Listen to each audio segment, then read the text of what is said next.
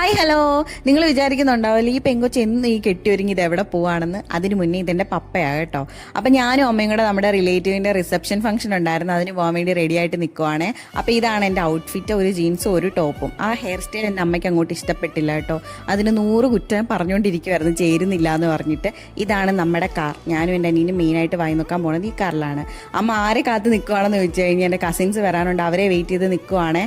പിന്നെ അവരെ വെയിറ്റ് ചെയ്ത് ഞങ്ങൾ അങ്ങോട്ട് നടക്കാൻ തുടങ്ങി. പിന്നെ അവസാനം നടന്ന് ചെറുക്കൻ്റെ വീട്ടിലെത്തി കേട്ടോ. അപ്പോൾ ഇതാണ് ചെറുക്കൻ്റെ വീട്. അപ്പോൾ ഈ ഇടയ്ക്കാണ് റീസെൻ്റായിട്ട് പാലച്ച് കഴിഞ്ഞ്. ഇതാണ് കേട്ടോ ചെറുക്കനും പെണ്ണും.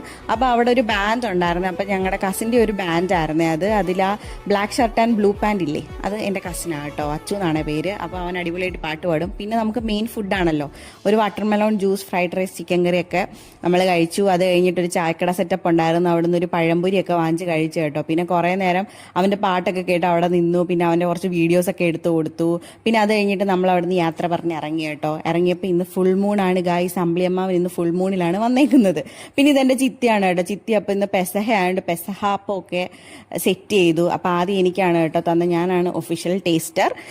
ഇതെൻ്റെ ചേട്ടൻ്റെ വൈഫും പിള്ളേരുമാണ്, കല്ലുവാൻ കാത്തു. പിന്നെ ഇതെൻ്റെ ചിത്തിയുടെ മോളാണ്, അനു എന്നാണ് പേര്. പിന്നെ ഞങ്ങൾ അവിടുന്ന് ബൈ ബൈ ഒക്കെ പറഞ്ഞ് ഞങ്ങൾ നടന്നു പോകുന്ന വഴിക്കുള്ളതാണ് കേട്ടോ. നമ്മുടെ നെയ്ബറിൻ്റെ ബോഗൻവില്ലയാണ്, അടിപൊളി കേട്ടോ. പിന്നെ ഞാനും അമ്മയും കൂടെ കൊച്ചു വർത്താനം ഒക്കെ പറഞ്ഞ് ഉണയങ്കുതിയൊക്കെ പറഞ്ഞ് അങ്ങ് വീട്ടിലെത്തി. അപ്പോൾ നാളെ പാക്കലാം, ബൈ.